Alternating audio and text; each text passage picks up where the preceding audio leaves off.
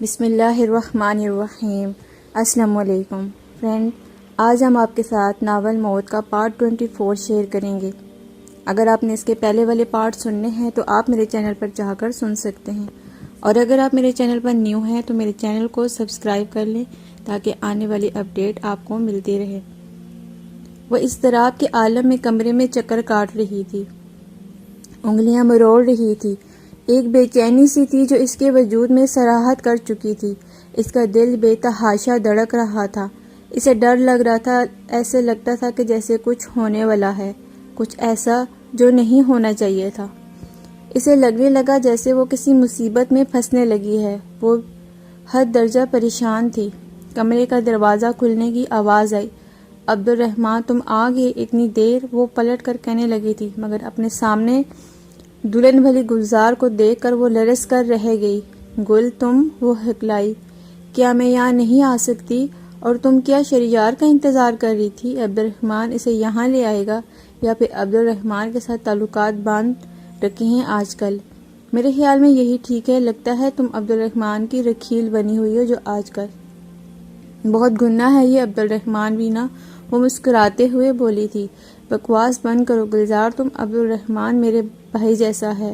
گل تم کل بھی گھٹیا تھی اور آج بھی گھٹیا ہو، وہ چیخ پڑی تھی۔ یہ تہمت اسے چابک کی طرح لگی تھی، اور تم کل بھی طوائف تھی اور آج بھی طوائف ہو۔ گل نے بھی چیخ کر جواب دیا، تمہیں کیا لگتا ہے تم اس طرح اچانک آ کر مجھ سے شہریار کو چھین لو گی؟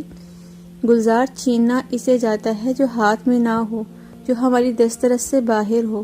شہریار کبھی بھی مجھ سے دور نہیں تھا، میں چاہتی تو آج تمہاری شادی بھی رکوا سکتی تھی۔ میں نے اپنی آنکھوں سے اسے تمہارا ہوتے دیکھا ہے۔ میں اگر ایک بار اس کے سامنے آ جاتی تو وہ کبھی بھی تم سے شادی نہ کرتا، مگر میں چپ رہی، میں خاموش رہی، میں نے اسے تمہارا ہونے دیا کیونکہ میں اس کا ساتھ چاہتی ہی نہیں ہوں۔ بڑا اعتماد ہے تمہیں اپنی محبت پر، جانتی بھی ہو وہ تم سے نفرت کرتا ہے، تمہاری شکل بھی نہیں دیکھنا چاہتا۔ جس دن تم اسے چھوڑ کر گئی تھی اسی دن اس کے دل سے تمہارا نام ہمیشہ کے لیے مٹ چکا تھا۔ میں نے پھر اسے سہارا دیا، اسے سنبھالا، اسے تمہاری قید سے نجات دلائی، اور آج وہ مجھ سے پیار کرتا ہے، جس کا ثبوت ہماری شادی ہے۔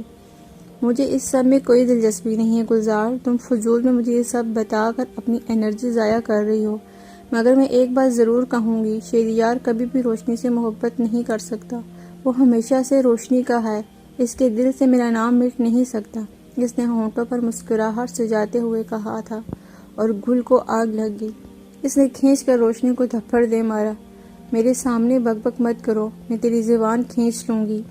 روشنی حیرانی سے اسے دیکھتی رہی۔ آج اتنے سالوں بعد وہ میرا ہوا، اور تو آج پھر آ گئی اپنا منحوس منہ لے کر۔ میں تو تیری جان لے لوں گی، مگر اپنی زندگی میں تمہارا سایہ بھی برداشت نہیں کروں گی، گلزار نے اسے دھکا دیتے ہوئے کہا۔ اس کی کمر دیوار سے ٹکرائی تھی۔ گلزار، یہ کیا پاگل پن ہے؟ میں کیوں تم دونوں کے بیچ آؤں گی؟ مجھے اگر شہریار کی زندگی میں آنا ہوتا تو میں جاتی ہی کیوں، یا میں بہت پہلے واپس آ جاتی اس کی زندگی میں۔ میرا یقین کرو، میں اپنی زندگی میں خوش ہوں، اور اگر شہریار تم سے محبت کرتا ہے تو تم اتنی انسیکیور کیوں ہو؟ محبت تو اعتماد دیتی ہے، وسوسے نہیں دیتی۔ نہیں کرتا وہ مجھ سے پیار، ہاں نہیں کرتا، اس نے مجھ سے محبت۔ وہ آج بھی تمہیں چاہتا ہے، وہ آج بھی تمہارا ہے، وہ آج بھی تمہاری راہ تکتا ہے، تمہارا انتظار کرتا ہے۔ میں کچھ بھی نہیں ہوں، میں زبردستی اس کی زندگی میں شامل کی گئی ہوں، میری کوئی حیثیت نہیں ہے۔ وہ چیخ چیخ کر کہتی، پھوٹ پھوٹ کر رونے لگی تھی، اور روشنی اسے حیرت سے تکتی رہی۔ اس سب کی وجہ تم ہو، تم ہی وہ چڑیل ہو جس نے اسے اپنا اسیر کیا ہوا ہے۔ میں تجھے نہیں چھوڑوں گی۔ وہ روشنی کی طرف اسے مارنے کی بڑھی، مگر اس بار وہ تیار تھی۔ اس نے اس کے دونوں ہاتھ مضبوطی سے پکڑ کر اسے پرے دھکیل دیا۔ ہوش میں آؤ گلزار، یہ کیا کر رہی ہو؟ وہ تمہارا راہ دیکھتا ہے نا؟ ہاں تو ٹھیک ہے، میں یہ راستہ ہمیشہ کے لیے بند کر دیتی ہوں، وہ ہمیشہ تمہاری راہ تکتا رہے گا، تم کبھی بھی اسے نظر نہیں آؤ گی۔ میں تمہارا وجود ہمیشہ کے لیے گم کر دوں گی، تمہارے نام کی سولی میری زندگی میں نہیں اٹکے گی۔ میں سکون کی زندگی جیوں گی جہاں تمہارے آنے کا کوئی خوف نہیں ہوگا، وہ کھوئے کھوئے عجیب نفسیاتی انداز میں کہہ رہی تھی۔ روشنی کو اس کے لہجے، اس کی باتوں نے خوفزدہ کر دیا۔ کیا بکواس کر رہی ہو؟ جانے دو مجھے، میں نہیں آنا چاہتی تمہاری زندگی میں، وہ کہتے ہوئے دروازے کی طرف بڑھی تو گلزار نے اسے بازو سے پکڑ کر واپس دھکیل دیا۔ تم پر مجھے یقین ہے، تم ہماری زندگی میں نہیں آنا چاہتی، مگر مجھے اپنے شوہر شہریار پر یقین نہیں ہے۔ وہ تو تمہارا دیوانہ ہے، تمہیں حاصل کرنے کے لیے کچھ بھی کر سکتا ہے۔ گل دیکھو، تم مجھے نہیں روک سکتی، مجھے جانے دو۔ اس کی آنکھوں میں خوف سمٹ آیا تھا۔ تبھی ایک بار پھر دروازہ کھلا۔ روشنی نے آنسو بھری آس بھری نگاہوں سے جلدی سے دروازوں کی طرف دیکھا۔ اسے لگا کہ عبد الرحمن آیا ہے، مگر وہاں عبد الرحمن نہیں، کوئی اور تھا، اور وہ اندر آ گیا۔ کیا یہی وہ لڑکی ہے؟ اس نے گلزار سے پوچھا۔ ہاں شاذل، یہی ہے وہ ڈائن جس کے جادو میں میرا شوہر قید ہے، گلزار نے نفرت سے کہا۔ چیز تو واقعی مست ہے، چھانٹی ہے تمہارے شوہر نے، واقعی یہ اس قابل ہے کہ اس کے ہجر میں صدیاں گزار دی جائیں۔ شاذل نے اسے اوپر سے نیچے حرص کی نگاہوں سے تکتے ہوئے کہا۔ اچھی قیمت مل نگ کی۔ کیا بکواس ہے، کیا کہہ رہے ہو تم دونوں؟ مجھے جانے دو۔ روشنی اس کی بات سن کر لرز گئی۔ اس نے روتی ہوئی آواز میں کہا تھا، آنسو ایک ہی دم پھسل پڑے تھے۔ شاذل، یہ میری سوتن ہے، اور مزے کی بات تمہیں بتاؤں، یہ ہماری سابقہ ماں بھی رہ چکی ہے۔ اس نے کہکا لگایا۔ کیا کہہ رہی ہو؟ شاذل حیران ہوا۔ ہاں، یہ وہی روشنی جس نے ریاض پاپا نے شادی کی تھی۔ او مائی گاڈ، کیا یہ سچ ہے؟ ہاں یار، اب جلدی کرو، کہیں عبد الرحمن پھر سے یہاں نہ آ جائے اور سارا کام چوپٹ ہو جائے۔ پلیز میرے ساتھ ایسے مت کرو، میں نے کیا بگاڑا ہے تمہارا؟ روشنی رونے لگی تھی۔ شاذل نے پھرتی سے جیب سے ایک اسپرے نکالا اور پھرتی سے اس کے منہ کی طرف کر کے گیس چھوڑ دی۔ وہ جب تک سانس بند کرتی، گیس اس کے اندر اتر چکی تھی، اور وہ دوہری ہو کر زمین پر بیٹھ کر کھانسنے لگی اور چکراتا ہوا سر تھامنے لگی۔ گیس بہت تیز تھی، وہ پل بھر میں خود سے بیگانہ ہونے لگی۔ اسے آخری آواز جو سنائی تھی وہ ان دونوں کی ہنسنے کی آواز تھی۔ وہ تمام کاموں سے فارغ ہو کر دوڑتا ہوا اس کمرے تک آیا تھا جہاں وہ روشنی کو چھوڑ کر گیا تھا۔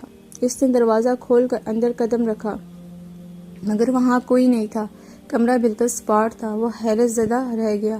روشنی، روشنی، تم کہاں ہو؟ اس نے روشنی کو پکارا جیسے وہ کہیں چھپی بیٹھی ہو اور اس کی آواز دینے پر نکل آئے گی۔ اس نے سارا کمرہ چھان مارا، مگر وہ اسے نہ ملی۔ وہ یہاں تھی ہی نہیں، اسے یہاں سے بہت دور لے گئے تھے۔ عبد الرحمن نہیں جانتا تھا۔ وہ تھک کر بیڈ پر بیٹھ گیا۔ او روشنی، یہ کیا کیا تم نے؟ تم کیوں چلی گئی پھر سے؟ کتنی مشکلوں سے، کتنی دعاؤں سے تم ملی تھی، اور تم پھر سے چلی گئی؟ کم از کم میرا انتظار تو کرتی، مجھے اپنا پتہ تو بتاتی۔ روشنی، مجھے تم سے بات کرنی تھی۔ وہ سمجھ رہا تھا کہ روشنی وہاں سے اپنی مرضی سے چلی گئی ہے۔ وہ نہیں جانتا تھا کہ اسے یہاں سے اغوا کر لیا گیا ہے۔ روشنی، تم مجھے ایک موقع تو دیتی، کچھ سوچنے کا موقع تو دیتی، مجھے مہلت چاہیے تھی۔ میں تمہارے اور شہریار کے لیے کچھ کرنا چاہتا تھا۔ تمہیں ایسا نہیں کرنا چاہیے تھا روشنی۔ میں کیسے اس بوجھ کے سہارے زندہ رہوں گا؟ کیسے شہریار بھائی سے نظریں ملاؤں گا؟ آنکھیں بند کیے سوچتا رہا۔ وہ باہر آیا تو ایک انگامہ کھڑا ہوا تھا۔ کچھ خواجہ سراغار سے لڑ رہے تھے، تیز تیز آواز میں بول رہے تھے۔ کیا ہو رہا ہے؟ یہ کیا مسئلہ ہے؟ عبد الرحمن نے آ کر پوچھا۔ صاحب جی، یہ لوگ کب سے تنگ کر رہے ہیں، کہتے ہیں کہ ان کی ایک ساتھی فنکشن پر آئی تھی، مگر وہ واپس گھر نہیں پہنچی، اور نہ ہی اسے سارے فنکشن پر دیکھا گیا ہے۔ کہتے ہیں کہ ہم نے اسے یہاں چھپا رکھا ہے، ایک گارڈ نے بتایا۔ ہاں بھائی، کیا مسئلہ ہے تمہیں؟ صاحب جی، ہمیں کوئی مسئلہ نہیں، آپ ہمارے ساتھی ہمیں واپس کر دیں اور ہم ادھر ہی، ہم اسے لیے بنا یہاں سے نہیں جائیں گے، تارا باجی نے کڑک لہجے میں کہا۔ اوئے تم پاگل ہو کیا؟ ہم کیوں تمہارے ساتھی کو اپنے ساتھ رکھنے لگے؟ دماغ خراب ہے کیا تمہارا؟ ادھر کوئی بھی نہیں ہے، سب فنکشن ختم کر کے جا چکے تھے۔ اگر وہ یہاں نہیں ہے تو کہاں ہے؟ کہاں گئی میری بیٹی؟ وہ گھر کیوں نہیں آئی؟ ہائے اللہ، میں کیا منہ دکھاؤں گی؟ ہائے، میں اس کی امانت کی حفاظت نہ کر سکی۔ ہائے، میں لٹ گئی، میں برباد ہو گئی۔ تارا وہیں بیٹھ کر بینڈ ڈالنے لگی تھی اور روتی جاتی تھی اور اپنا سر پیٹتی جاتی تھی۔ عبد الرحمن کو اس پر ترس آنے لگا۔ دیکھیے، آپ ایسے مت روئیں پلیز، وہ یہاں نہیں ہے تو ضرور گھر پہنچے گی۔ کیا اس کی کوئی دوست، رشتہ دار وغیرہ بھی ہے جہاں اس کے جانے کے امکان ہو؟ تارا نے نفی میں گردن ہلا دی۔ اس کا ہمارے سوا کوئی بھی نہیں ہے، وہ کبھی بھی اتنی رات گھر سے باہر نہیں رہی۔ ہائے، میرا تو دل ڈوب رہا ہے۔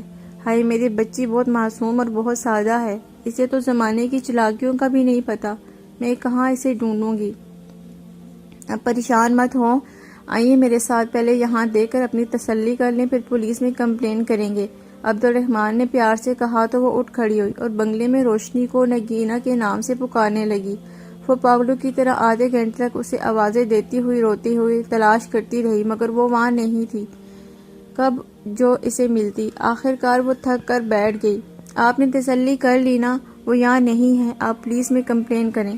کیوں کروں میں پولیس میں کمپلین؟ میری بچی یہیں آئی تھی اور وہ کہیں نہیں جا سکتی۔ وہ اس گھر سے غائب ہوئی ہے، اسے کسی نے اغوا کیا ہے۔ وہ اپنے گروپ کی بنا اس گھر کی چوکھٹ پار نہیں کر سکتی۔ وہ سارا ٹائم غائب رہی تھی۔ اس سے یہی ظاہر ہوتا ہے کہ اسے اغوا کر لیا گیا اور اغوا کرنے والے اس گھر کے لوگ ہیں۔ تارا باجی نے چیخ کر کہا، ہمارے گھر میں کوئی ایسا نہیں جو اس کو اغوا کرے، اور وہ بھی ایک خواجہ سرا کو۔ عبد الرحمن نے بھی تیز لہجے میں کہا، خواجہ سرا نہیں ہے، وہ ایک خوبصورت لڑکی ہے، ایک دکھوں کی ماری عورت، اس کی بیٹی بھی ہے۔ ہائے، میں اس ننھی جان کو کیا جواب دوں گی؟ وہ مجھ سے اپنی ماں کے بارے میں سوال کرے گی، میں کیسے اسے جواب دوں گی؟ اللہ، کیوں اتنا ظلم ہو رہا ہے اس بچی پر؟ باپ تو اس کا پہلے بھی نہیں تھا، تو نے ماں بھی گم کر دی۔ اوہ، مجھے افسوس ہوا۔ آپ پریشان مت ہوں، ہم اسے ڈھونڈ لیں گے۔ ہائے روشنی، کہاں ہے تو؟ ہائے آجا میری بچی، سحر تو رو رو کے مر جائے گی، تو کہاں کھو گئی میری رولالی؟ وہ فون ملانے لگا تھا جب اس کے منہ سے روشنی کا نام سن کر ٹھٹکا۔ کیا نام لیا آپ نے ابھی؟ اسے لگا شاید اس نے غلط سنا ہے۔ تارا نے ادھر ادھر دیکھا، پھر کوئی نہیں تھا تو وہ ایک گیلری میں بیٹھی تھی۔ اس کے ساتھی باہر تھے۔ ہاں، اس کا اصل نام روشنی ہے، نگینہ میں اسے پیار سے کہتی ہوں۔ میری بچی بہت سیدھی ہے صاحب جی، اسے ڈھونڈ دیں، میں یہ غم نہیں سہ پاؤں گی۔ تارا باجی نے پھر سے رونا شروع کر دیا اور ادھر عبد الرحمن سے سن کر رہ گیا تھا۔ اسے یقین کرنا مشکل ہو رہا تھا۔ وہ ساری رات دلہن بنی اس کا انتظار کرتی رہی تھی، ساری رات بے چینی میں گزری تھی، مگر وہ نہیں آیا۔ ساری رات غصے میں کھلتی وہ کمرے میں چکراتی رہی تھی، اس کا انتظار کرتی رہی، مگر اسے نہیں آنا تھا اور وہ نہیں آیا۔ پھر نہ جانے کب اس کی آنکھ لگی اور وہ سو گئی۔ صبح اس کی آنکھ 10 بجے کے قریب کھلی تھی تو وہ تیار ہو کر نیچے آئی تو اس نے دیکھا وہ سکون سے ٹیبل پر بیٹھا ناشتہ کرتے ہوئے اخبار پڑھ رہا ہے۔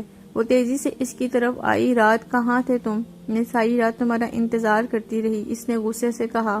اس نے اپنا ناشتہ کرنا جاری رکھا اور سکون سے کہا، میں نے تمہیں نہیں کہا تھا کہ میرا انتظار کرو؟ ہماری شادی کی پہلی رات تھی، تم کیسے اس طرح اسے برباد کر سکتے ہو؟ میں اس شادی کو نہیں مانتا، یہ صرف ایک زبردستی کا رشتہ ہے۔ میرے نزدیک اس رشتے کی کوئی اہمیت نہیں۔ میں تمہاری بیوی ہوں شہریار، تم سب کے سامنے مجھے نکاح کر کے لائے ہو، تو میں کب اس بات سے انکار کر رہا ہوں؟ شہریار نے اس کے سرخ پڑتے چہرے کی طرف دیکھا۔ تم ایک ایسا ڈول ہو جسے زبردستی گلے میں ڈال دیا جاتا ہے۔